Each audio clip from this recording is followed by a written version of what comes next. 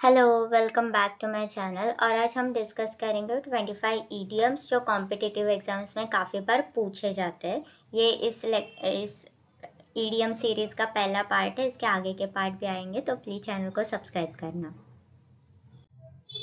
Okay, the first है a blessing in disguise.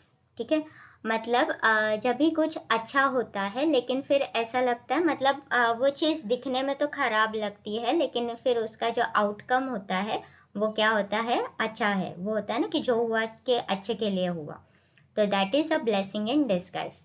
अभी इसको सेंटेंस में कैसे यूज करेंगे?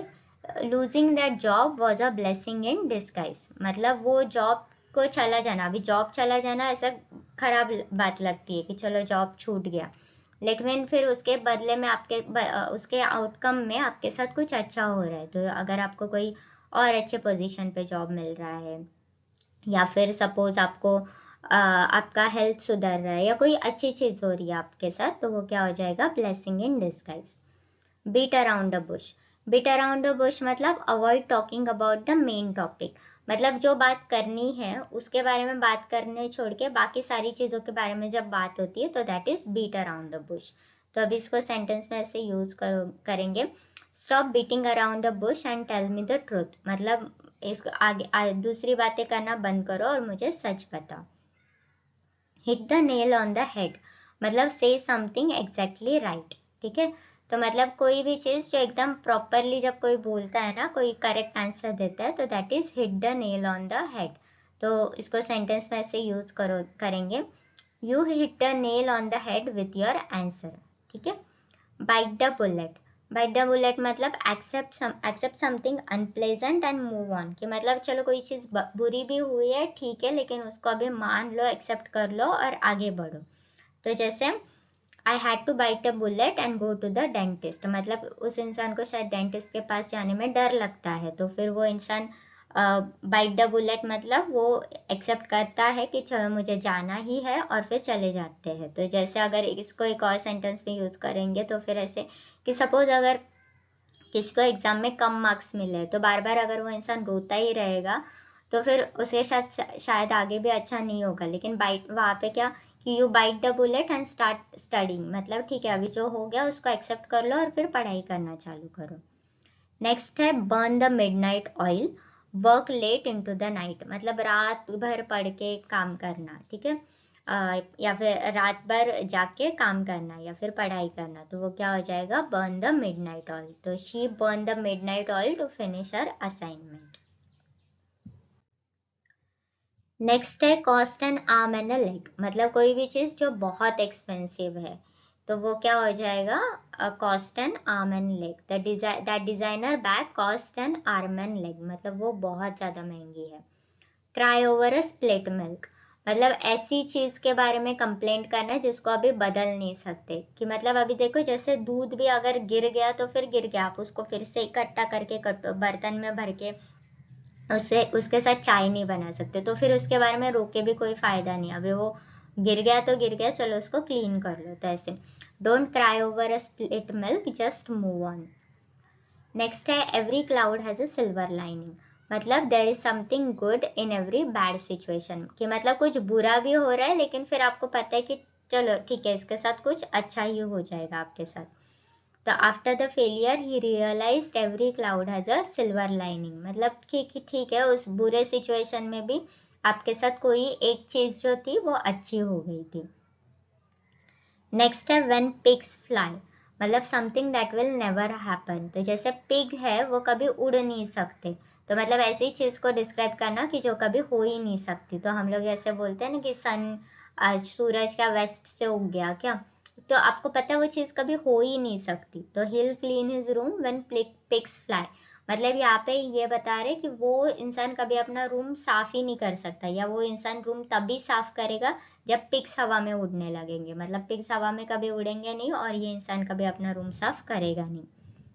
नेक्स्ट है अंडर द वेदर, इसका मतलब होता है फीलिंग सिक, तो मतलब आप बीमार हो तो आप ऐसे बोलोगे I am bit under the weather.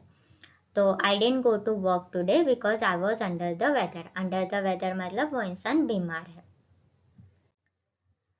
Piece of cake, piece of cake मतलब कोई भी चीज जो बहुत आसान होती है, तो that exam was a piece of cake, मतलब वो एग्जाम बहुत ही आसान थी। Let the cat out of the bag, मतलब इसका मतलब क्या है, रिवील द सीक्रेट, मतलब कोई सीक्रेट है जो राज आप छुपा के रख रहे हो उसको रिवील कर दो सबके सामने। तो he let the cat out of the bag about a surprise party, मतलब उसने सरप्राइज पार्टी का जो सीक्रेट था वो सबको बोल दिया। Once in a blue moon, once in a blue moon मतलब ऐसी चीज जो बहुत रेयरली होती है। तो we go out for dinner once in a blue moon, मतलब हम बहुत रेयरली खाना खाने बाहर जाते हैं। Add fuel to the fire, मतलब कोई भी सिचुएशन जिसको और बुरा बनाना, ठीक है। तो his rude comment added fuel to the fire, मतलब पहले अगर दो लोगों में झगड़ा चल रहा था और आप कुछ उसमें बीच में एक और चीज बोल दो जिससे सामने वाले को और गुस्सा आ जाए, तो वो क्या हो जाएगा, adding fuel to the fire. Next है hit the sack, hit the sack मतलब गो टू स्लीप, मतलब सोने चले जाना। तो I am tired I am going to hit the sack, मतलब मैं अभी बहुत थक गई हूँ तो फिर मैं सोने चली जाती हूँ, तो वो क्या हो जाएगा, हिट द सैक। नेक्स्ट है kick the habit, kick the habit मतलब कोई ऐसी चीज जो मतलब कोई ऐसी चीज जो आपके लिए बुरी है तो उसको रोकना। तो he is trying to kick the habit of smoking, ठीक है। तो मतलब वो अपनी जो स्मोक करने की जो आदत है उसको छुड़ाने की कोशिश कर रहा है, तो वो क्या है, किक द हैबिट। नेक्स्ट है bend over backward, bend over backward मतलब किसी की हेल्प करने की बहुत ज्यादा कोशिश करना, कि मतलब एक तो होता है कि चलो थोड़ा बहुत ही कर लो, लेकिन कोई कोई इंसान होता है ना जो बहुत ज्यादा कोशिश करेगा किसी की हेल्प करने की, तो that is bend over backwards. तो जैसे she bent over backwards to make him comfortable. फिर नेक्स्ट है हॉट पोटैटो, हॉट पोटैटो मतलब एक ऐसी चीज जो बहुत ही सेंसिटिव है या डिफिकल्ट है। तो topic of religion is a hot potato, मतलब रिलीजन के टॉपिक पे बात करना, खास करके ऐसे लोगों के बीच में जिनके अलग अलग ओपिनियंस है, उनके बीच में वो क्या हो जाता है, थोड़ा सेंसिटिव हो जाता है, डिफिकल्ट हो जाता है। जैसे आपके पापा के सामने आपके रिजल्ट की बात करना, वो एक हॉट पोटैटो हो जाएगा।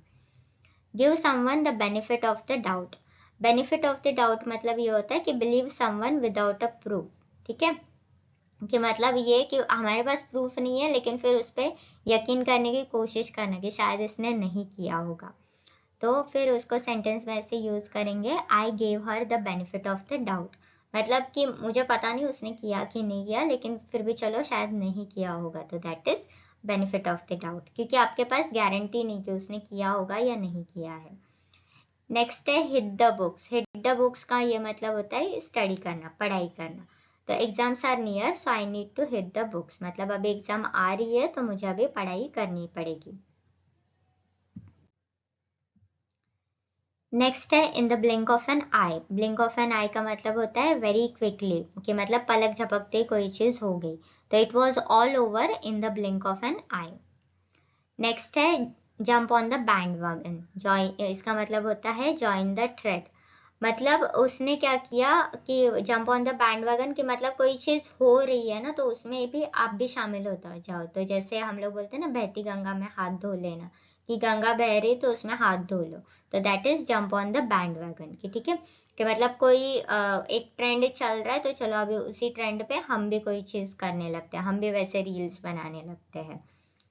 लेट स्लीपिंग डॉग्स लाई, मतलब जो पुराने आर्ग्यूमेंट है उसको फिर से चालू मत करो, तो that is let the sleeping dogs lie. तो उसको सेंटेंस में यूज करेंगे, don't ask about the past, let sleeping dogs lie, मतलब वो उसको अभी और खुरेदो मत कि ठीक है वो चीज हो गया तो हो गया, अभी उसके बारे में और ज्यादा बात मत करो।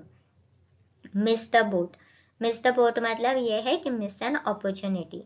तो I miss the boat by not applying earlier, मतलब अभी उस इंसान ने क्या किया, अपना जो उसकी अपॉर्चुनिटी थी, उसको जो आगे कुछ उसके साथ अच्छा हो सकता था वो उसने चांस खो दिया उसका, क्योंकि उसने तभी अप्लाई नहीं किया था।